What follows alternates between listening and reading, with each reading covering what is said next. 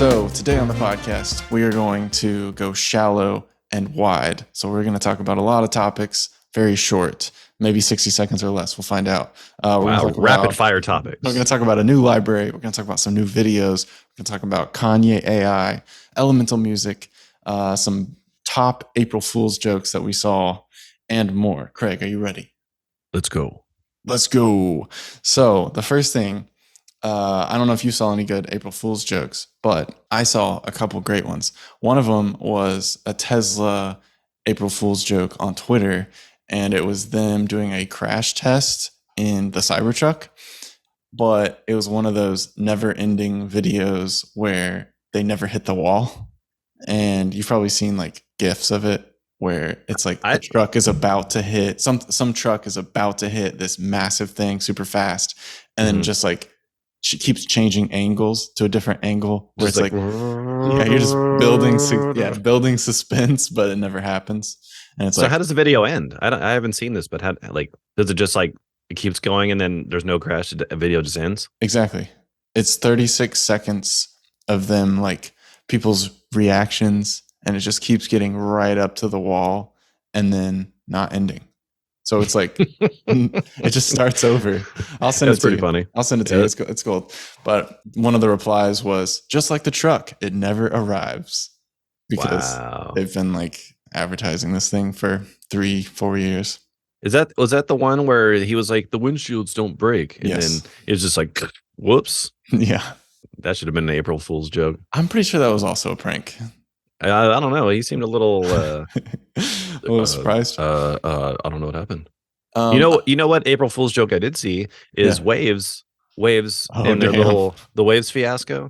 Yeah, they should have April Fool's that. I think you're totally right. That would be genius. That might have saved them, maybe. Like if they were to like, oh, April Fool's, actually, we're just kidding, but people still probably would have been pissed off. That's really funny though. So yeah, Waves did have an April Fool's joke of running a subscription exclusive model and then backtracking. That slapped, guys. They backtracked hard on that one because there was so much blowback. Yeah, last thing you want to do is piss people off. Right. Great job, Waves. You'll really like this one, I think. Duolingo, the language learning app, released a fake trailer called Love Language, and it's a Peacock original film or Peacock original show that brings a bunch of singles together, and they like try to fall in love with each other, but they all speak different languages. So there's like a Chinese lady who is trying to date an Italian man, like that kind of thing, and they all have to spend time learning the other's language during the day, and then like you vote who's the best couple. And is that a real show or not a real show? As far as that totally sounds like a real show that would be on Peacock, because they have all those other stupid shows like Are You the One? Yeah. And it's like, here's the kicker, their exes are going to be involved. It's like, oh my god, it's like, okay, so or like Basketball Wives. Like who cares about basketball players' wives? Come on now. Right. So I mean, it's like Love Island or like any of those other dating kind of shows, but in the description of the YouTube video, it says Love Language is coming soon. Or is it? I don't know. I'd watch it. That sounds pretty funny, actually. It sounds really funny. And the trailer is amazing. I'll have to send you the trailer. It's really, really good. Like well done, well shot. It looks like a real trailer. I bet you there's probably going to be a bunch of people commenting on that. And they're going to be like... They end up making it. So is this happening or what? There are tons of people in the comments. I really want this to be an actual show. I believe it because that sounds hilarious. So that was one of my favorite April Fools of this year. The other one that slapped was Audio Imperia. I don't know. You sent me this one. Oh yeah, the new soloist. Yeah, I thought that was funny. Yeah. They did was it automaton? Is that how you call it? Yeah, automaton. Yeah, and they did a walkthrough. It's pretty funny. I like the way that they edited it. It was pretty funny. But yeah, like the trailer's like super serious. It's kind of like I always love a good spoof, kind of like what we did like with the flatulence thing, where it's just kind of like you make it to where it seems super serious, but it's like really dumb at the same time. Like I remember when I was like doing the voiceover for like the trailer thing, it was just like how stupid can I make this? Right. Like when can I ever say you can finally say your music is the shit? Yeah. with flatulence. I was just like, I'll never get to use that line ever again. That's probably true. So they did a automaton and they built it up like this is our new solo vocalist kind of thing, and it's Yeah, like game changing, and this is going on all your tracks, and it's a free contact player library for 6.71 or later, yeah, and it sounds good. I mean, they made it work in the trailer for some epic music, and I know you've seen a automaton, but it's a yeah, Japanese toy sort of instrument that looks pretty funny with a mouth that opens at the bottom when you yeah. It's play just it. like ah ah, like it just makes this like weird sound. It sounds like almost like a kazoo. It's a very strange, harsh tone. Yeah, one of the things I thought was funny in the video was he was like playing this track, this like very cinematic, sweeping track. And then it's like, all right, now let's put the automaton on there. And it was just like, ah, like all Yeah. this, like just didn't even go with it. Yeah, it was But perfect. I thought that was pretty funny. It's just like now let's hear it with the automaton. And Right. it's just wacky. It's just gold. I enjoyed it. So there's a site called aprilfoolsdayontheweb.com, which is quite the site. And it looks like a early 2000s sort of website. It looks bad. It looks like Craigslist. Oh wow. It's just like blank, like boring text. Yeah. But I mean, it does the job. So it's April Fool's Day on the web, and they have an archive going back to 2004 of every April Fool's joke per year that happened on the internet. So for the top 20 highest rated jokes of 2023, we have the official Sonic the Hedgehog visual novel where Sonic is dead. That was Oh from my God. that was from Steam. We've got Explaining Life, which is a YouTube channel. They dropped a video that explains facts about all aspects of life, explaining how life isn't actually real. This is true. I didn't watch the video, but you understand. Like woke Chat GPT cancels itself. Chuck E. Cheese wedding packages throw the party of your childhood dreams for grown-ups who are young at heart. Little Caesars came out with ads for corn on the cob crust pizza. Oh, nice. And that's how I found the Duolingo love language show, which was an amazing trailer. I'd eat some corn pizza. Corn pizza. Bring it on. Corn encrusted pizza. Or there's like imagine they put corn inside the crust where you like, like normally like you open it and there's like, oh, like cheese crusted pizza, but you just tear it and it just corn just falls out all over the floor. You're like, what are you doing to me? I could see that being a good gimmick. Corn stuffed crust. Corn stuffed crust. The new corn stuffed crust pizza from Little Caesars. Oh, I was going to say Pizza Hut, dude. That's a Pizza Hut thing all the way. Oh yeah, that is. Pizza. So something that I read last week that I've been thinking about is you're not advertising to a standing army. You're advertising to a moving parade. And I think composers should think about that as well when you're like promoting your music or trying to get your stuff out there or sending a cold email or whatever. People are not just standing there listening to you and they hear you every single time you throw something out there and they get tired of it, right? It's actually a moving parade, and you're trying to capture the attention of these people moving through space and time. And if you think of it like that, then there are people out there listening to this podcast who don't even know about flatulence, dude. What's wrong with them? That's why we have to talk about it, because this is a 4-year-old library. I believe we did this in 2019 for April Fools. It's a real library for 5.5 contact, full version, of course. And it's the new industry standard in gaseous sound design and odoriferous instrumentation. Odoriferous. Odoriferous. Odorification. Yeah, instrumentation. Damn. Has it really been 4 years? Damn. At least. This explosive new library will rip through your tracks with percussive sound effects and potent atmospheres. And the copy is just absolute chef's kiss, perfect. So go read it and then go buy this library, because you never know when you need to make these massive Brahms. Yeah. Bratwurst Brahms. Bingo. Whenever you got to drop some farts on your track. Spencer's demos is also pretty genius. Right. It's fantastic. That's probably one of my favorites. This part says, have you dreamed of playing hundreds of farts as individual chromatic musical instruments? Of course you have, and now you can. Have a little ditty jingling in your head right now? Well, now imagine it played by farts. Picture it now, ladies and gentlemen. The future is now, and the power is yours. Yes. Dude, it's it's funny is like when I was a kid, I always wanted a fart machine. I don't know why, because I was like always into just like doing like stupid little pranky things or like wanting to just like, because whoopee cushions, you got to be quick with that. But a Yeah. fart machine, you just set it somewhere and just, I you know. mean, now kids have apps, right? And they don't even use those probably Yeah, because but it's not the same. it's not the same. See, I'm old school, man. Yeah, you're Or, right. or, It's got to you be know. analog. Good, clean fun right there. So, Austin Kleon, one of my favorite writers, wrote an article on AI as an intern.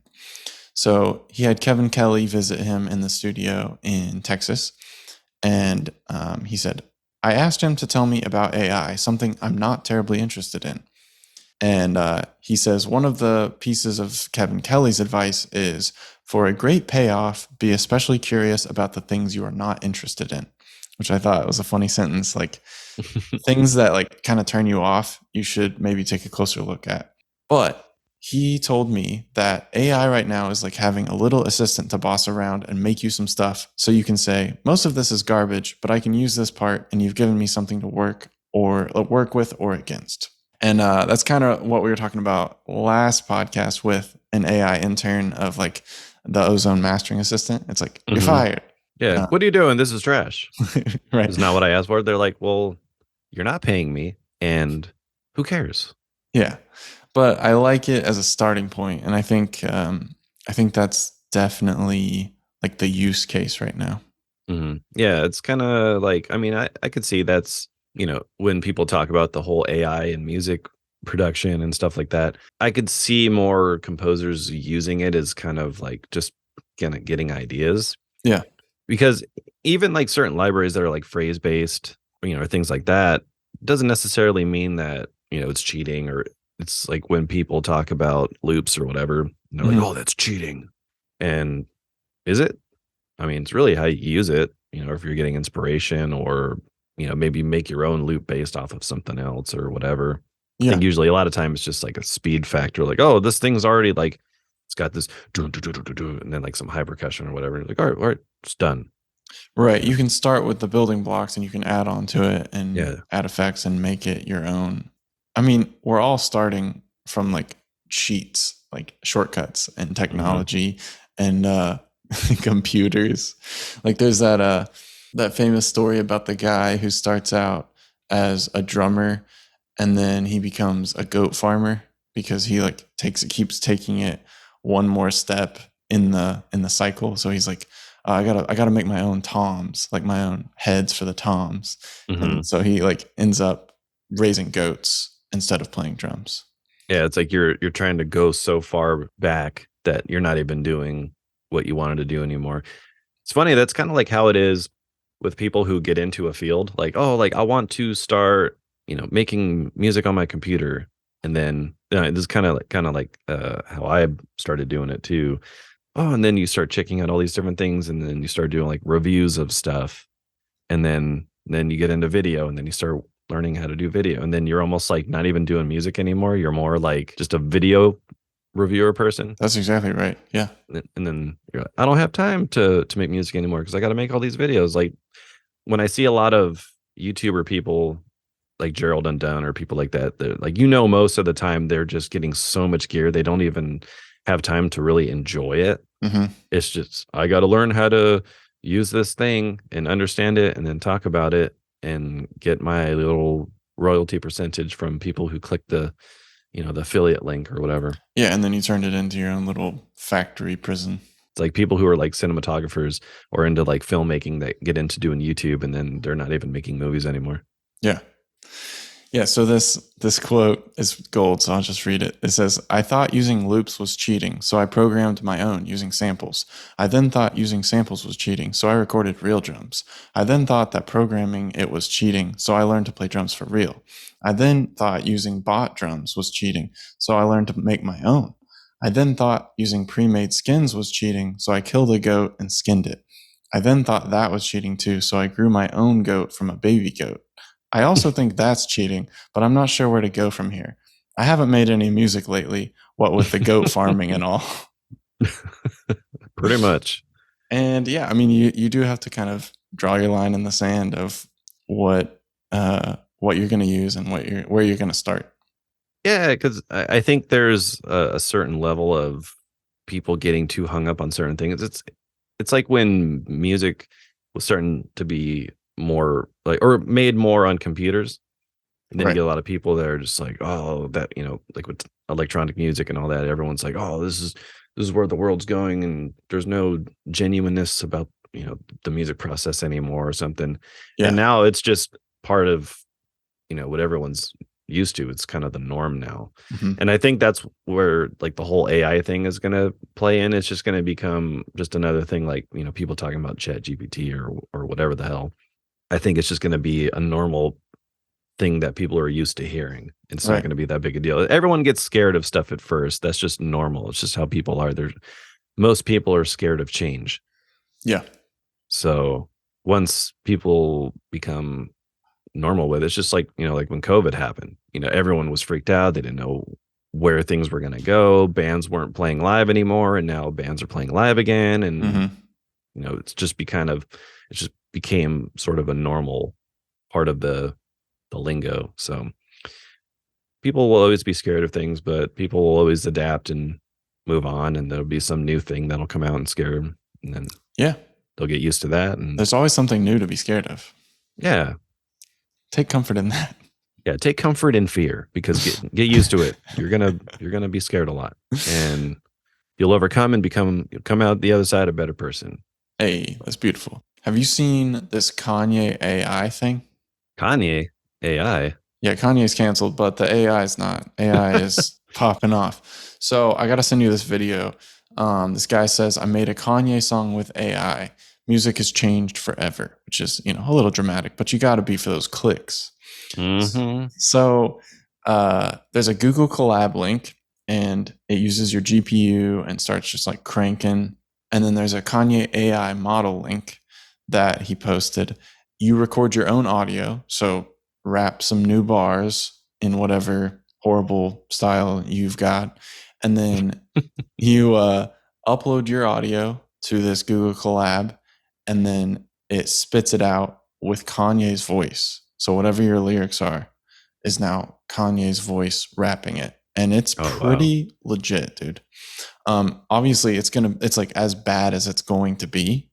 So in the future, an artist like The Weeknd or Bruno Mars could just be like, yeah, could somebody else record these lyrics? Like it's gonna sound like this, and I want it to sound like he's got 3 or 4 albums of music that the AI can just like crank through and track what he sounds like and his little pitch fluctuations, and he does these kind of runs, and then it will generate a artificially intelligent version of it.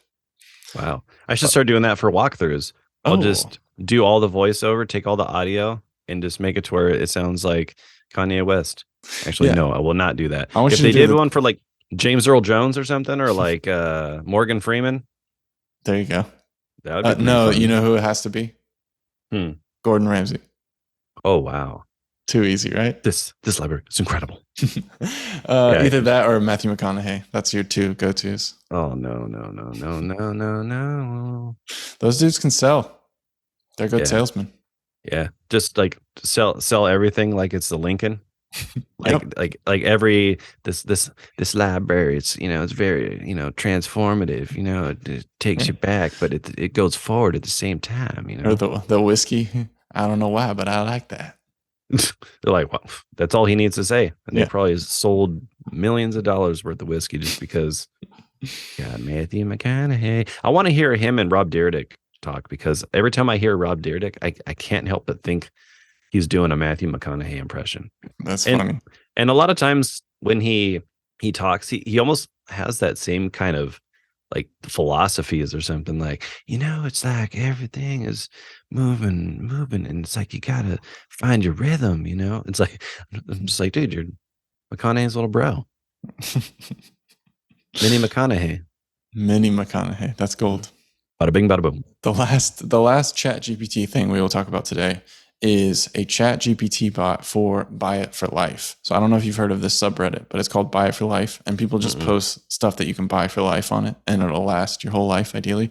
So they'll buy like toasters from the 1970s, or they'll buy like a pair of work boots that their dad passed down to them and that they're still wearing like 40 years later. So Hmm. stuff that is really well made, hopefully not too expensive, but like price isn't necessarily a factor.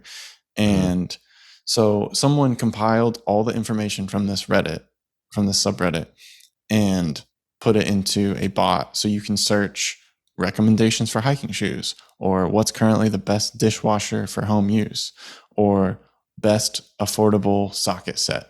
And it will give you all of the compiled results from Buy It for Life, Oh wow. which is pretty cool.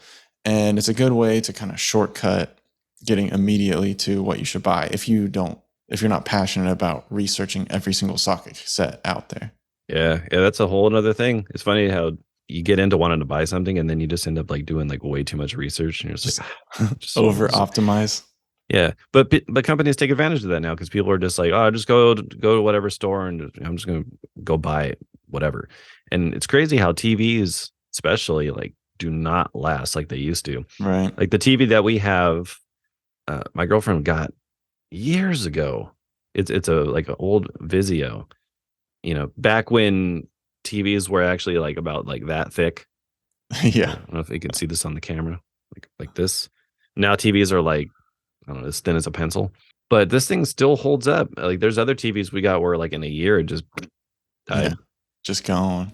Yeah, but this one's still holding strong. I'm just like, because we've talked about getting another TV or like maybe a little bigger one or something, but it's just like can't justify it. This one's still kicking.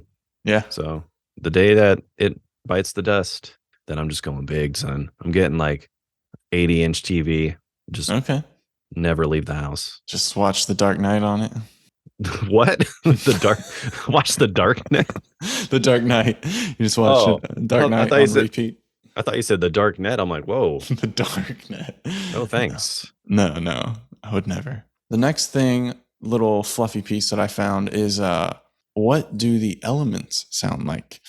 And this is from the American Chemical Society. I bet you didn't know that was a YouTube channel, but they have 50,000 subscribers. Oh, And in chemistry, we have sodium and helium and oxygen and all sorts of table of elements. mm-hmm. And this young man from Indiana University has given them sounds. So he's using the light spectrum of each element and then turning those to pitch. And it's a very short video, it's 220, but you can hear what oxygen sounds like. And his claim is that you can memorize the table of like the periodic table better with some sounds going on. But I think there's also some musical use cases, and it's a little bit sciency for us to be talking about on this podcast. But if you're interested in what the elements sound like, you can watch this video, and we will link it. It's like if Walter White made music. Yeah. What does blue meths? Yeah, What's it? what does blue meth sound like? Mr. White got some blue, man. We have a new library out this week. It is the Solo Duduk. And I don't know how much you knew about the Duduk before we started messing with this one, but I knew almost nothing about it. So let me tell you some stuff that I found out while I was writing this ad copy. All right. It's an ancient double reed wind instrument. It is over 2,000 years old. We have like paintings and things where the dudes are playing these duduks. It's made from aged apricot wood. So typically they will age the wood for 8 years and then use just the stem of the apricot tree to make these duduks. It's like it started out where the whole instrument was just a big reed, a double reed, and then that kept breaking over and over again because reeds are very fragile. So they were like, let's figure out a way to change this instrument. So they ended up making this wood pipe, and then the reed attaches to it. And so you can replace the reed easily, which is smart. Yeah. The wood, the apricot wood, is traditionally chosen for its soft, pleasant feel and rich, warm resonance. And if you've heard this instrument, it creates mournful timbres and expressive dynamics. It sounds a little bit like a wailing voice. Mhm. It's indigenous to Armenia. So the thing about duduks is they're commonly played in pairs. So the first player will perform the melody, and then the second player just holds a steady drone, typically a C, like a C note or a D note, Mhm. and they call the drone a dum, Mhm. D-U-M. So when they're playing, you see duduks being played at like funerals and weddings and any sort of event. It's like a very familial affair, and the Armenians are very proud of the duduk. It's a Mhm. cultural instrument for them. In recent years, the duduk has gained popularity through film scores, and so it was in Gladiator, it was in The Last Temptation of Christ, it was in Avatar, Blood Diamond, Dune, Hotel Rwanda, and many more. And so our solo duduk that just came out this week was recorded in a large hall with 3 mic positions. We got close, mid, and far. And we've got clean sustains, vibrato sustains, true legato, staccato, expressions, effects, and phrases. So you can basically feel like you are performing a solo duduk without actually having to be able to play it. Yeah. Yeah. I really like the phrases in my demo that I did. It was is very Dune inspired. Yeah. And like it's cool because like in that score, there's a lot of Duduk in there. And I used the since the phrases you can have them to where they sing or they're variable. I set it to variable and just like made it to where it stretched all the way down. So they're very drawn out and Okay. like a Like little bit more, elongated. yeah, elongated and more dramatic because it's very just kind of, I wanted to have that very moody kind of that kind of sound. And it worked really well for that. And there's a lot of really cool phrases in there and all the other articulations that you would expect. But yeah, Yeah, it's got a very unique sound. I liked it. it's very soulful. It has a Yeah. lot of character to it. Like in Avatar: The Last Airbender, one of the characters uses like he pulls out this instrument and plays it all the time, and it's based on a duduk. Like they recorded a duduk and then kind of messed with it on like for the show. Mhm. Um, and then the same thing with Dune. They used a duduk, but then kind of like morphed it in post to create a new instrument.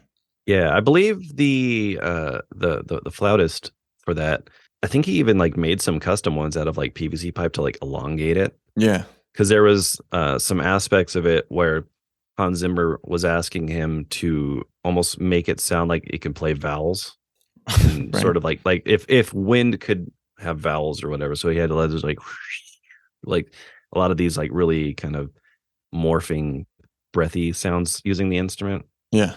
And yeah, it's a pretty unique approach. Like when someone tells you something like that, like, all right, make it sound like it can do vowels. Like, what? And then you try to figure out how to do it. I mean, it's Hans Zimmer. He's asking you to do some unique thing. He's asking you to move mountains. You just say how high. Yeah, you're just like, all right, let me inject some steroids real quick. Let's go ahead and move that mountain. So you just released a video with a fantasy style track, and you had some scores that you were inspired by, Mhm. and you had this whimsical thing. So tell me about that video. Yeah, so that was a track that I wrote actually a while back. I think it was around the time that we either did Hyperion Strings Micro or Elements. But I wanted to revisit it because I never did a walkthrough video for it. I just did just a short demo, and I went back, made some tweaks. I also used Hyperion Brass on it because back then Hyperion Brass wasn't out yet. So Yeah. I was like, oh, since I did it with using the Symphony Series brass that we did with Native Instruments, I revamped some stuff, tweaked some things, went back with a fresh set of ears and just gave it a little upgrade because Yeah, a little facelift. yeah, I gave it a little facelift and all that. And yeah, it was really fun because I really like a lot of whimsical style scores or scores that have that kind of sound. Like Mr. Megorium's Wonder Emporium is like one of my favorite soundtracks. Alexander Desplat, Hmm. so good. And Um, the movies doesn't slap, but the score does, in my the score opinion. slaps. Yeah, I never seen the movie. I think I Oh, actually started. classic. Yeah, you know how I roll. I'll listen to every soundtrack and be like, oh, yeah, so you like the movie? I'm like, never seen it. Right. but the score is fantastic. Also, Gamba, which is by Benjamin Wallfish. Very fun, sort of animated adventure orchestral music. It's I wouldn't say it's very like whimsical in that sort of way, but it's very fun to listen to. Kind of like if you like stuff like How to Train Your Dragon or in those like very just It's an adventure. adventure Yeah. orchestral stuff. Yeah, that's really really cool. And Oz the Great and Powerful by Danny Elfman. Big Danny Elfman fan, as people probably know already. But yeah, I wanted to sort of make a track that kind of had little elements of all of them, and some people might be able to pick out the stuff, but it's more of kind of like going through my lens as far as like how I write, and I wanted to have something that just sounded very kind of like I mean, because the track I called it A World of Wonder because I Mhm. wanted it to feel like if you let's say like Alice in Wonderland or like you wake up and you're in this like completely different land or like Wizard of Oz or that kind of thing. Wizard of Oz is good. It reminded me of like Charlie and the Chocolate Factory, or like Willy Wonka and the Chocolate Factory when they first get in and they see all the candy everywhere and it's just like so Hmm. exciting. It's like it's a welcome to a new place. Exactly, yeah, and that was sort of the inspiration for it, and like in the very beginning of the track, it was very inspired by Mr. Magorum's Wonder Emporium, like because like that sort of thing, and just a lot of like little notes playing off of C Lydian and stuff like that. Like it is just like just trying to have that sort of intro musical feel. But yeah, like the very beginning of Mr. Magorum's Wonder Emporium, like is so good. Like that really has that sort of like magical feel. Hmm. But yeah, it's really cool. But yeah, that was a fun track. I talk about some of the reverbs that I used. I used the Simplicity Berlin. Really, really cool reverb, actually. Like the thing I like about it is that it has these different sections. So if you're like, oh, here's my violins, and you select violins. I don't know every little detail about it, but I do like how it places the instrument back. Hmm. That was one of the things I really liked about when I first started using that reverb, especially because the solo violin, the phrases and the other like little trim staccatos that I used from that library, because that library was recorded very dry.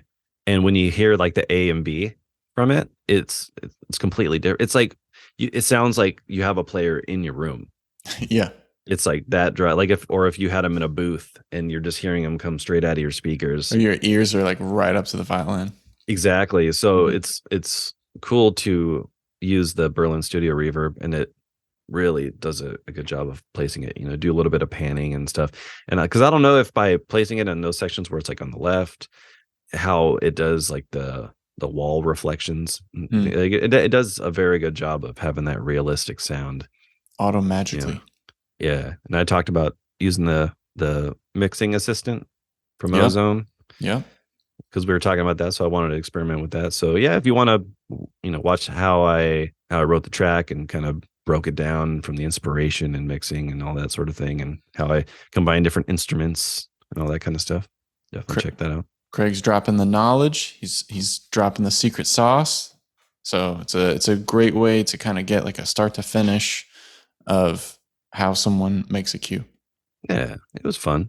So you also did a Dune style track and you got remarkably close in my opinion. It sounds really cool. It's like very atmospheric. If you've seen the new Dune movie, it is a big score, lots of reverb, lots of synths. Hmm. And so talk to me about that. What'd you use? Oh, thanks. Yeah, so for this track, I tried to keep it very minimal.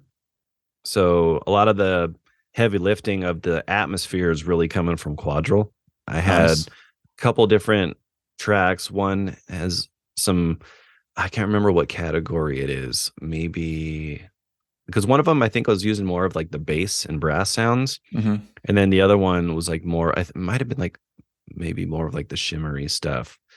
But yeah, I wanted it to start off and have this very kind of like thin sort of synthy sound, and then adds a little bit more weight as the track moves on.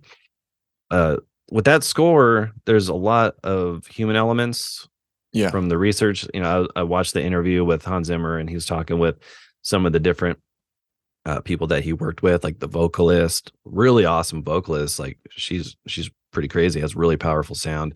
So I used Francesca with that too, the bombastic phrases from Voices of Gaia, because it's just like immediately when I was wanting to do a demo, I was like, all right, I think I'm gonna go a little bit in the Dune style. I thought it'd be fun to do something in that style. Mhm. And I immediately wanted to use Francesca because those phrases are just very fitting for that.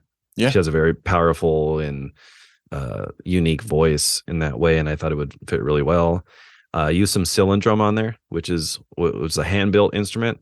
Experimental custom instrument. Yeah, so I thought, oh, that'd be kind of cool because in the score you can hear these, these like boom, doo, doo, doo, doo, like these really close up front drums. But I did it a little differently. I tried both ways, but I really liked the sound of that instrument with some black hole reverb on it. Even though it's not exactly like the Dune score, it's sort of it's inspired by it. So Yeah. I wanted to kind of give it my own vibe, and I used Autopan on there too. So like you can hear some of the drums just kind of going back and forth and panning. So it sounds like it's like this crazy sporadic drum hits and stuff. And what else did I use? Got some glitch here. Oh yeah, I got some glitch here on there for this subby kind of kick sound, because in the score there's also some of these like like there's parts where it builds up more and more. So I took a little inspiration from that. There's also some choirs, since he was saying, like if the future, obviously people think, oh, like sci-fi or futuristic or spacey or whatever. John Williams did more orchestra, but it's like, would this sort of place, would it have that kind of music?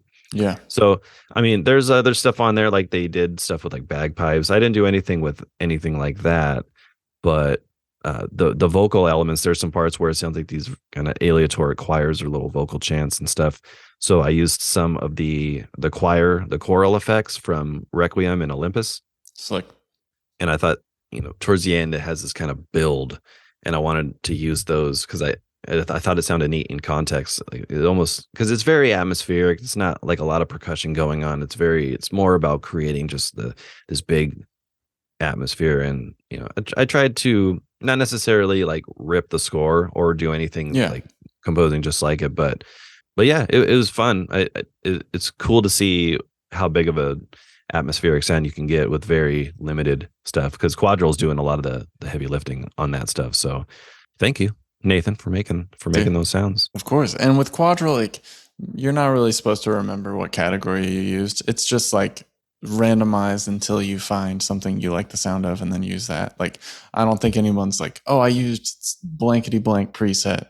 It's I just actually didn't use any presets. I straight up like loaded it, and I turned off the XY, yeah, and then I just was cycling through until I found a sound that had the sound or tone that I wanted. Like I said, I wanted to have more of like a higher shimmery synthy sound, and then like a more lower bassy one kind of coming in. So it just kind of starts to feel a little bit more like it's like impending. something happening. Yeah. So and it's cool because since it's got the 4-layer XY stuff, I actually had two different layers loaded up with sound. So like one's a little like higher and shimmery, and there's like so it has a lot of that sort of spacey movement, which I always like. Yeah. But yeah, it was a fun track, and if you want to check out the breakdown, we'll have that on our YouTube by the time this is out. So today should be on YouTube if you want to watch Today that. is the day to watch all kinds of composing videos. Today is the day. And with that, we can move to our recommendations section.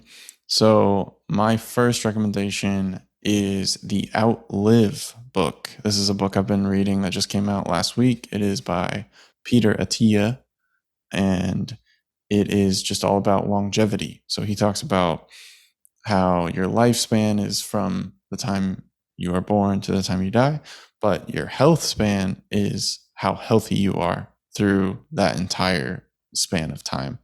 And the book is all about increasing your health span as much as possible. So instead of having like a really hard, sad decline as you get older, you can maintain health through things like exercise and sleep and diet.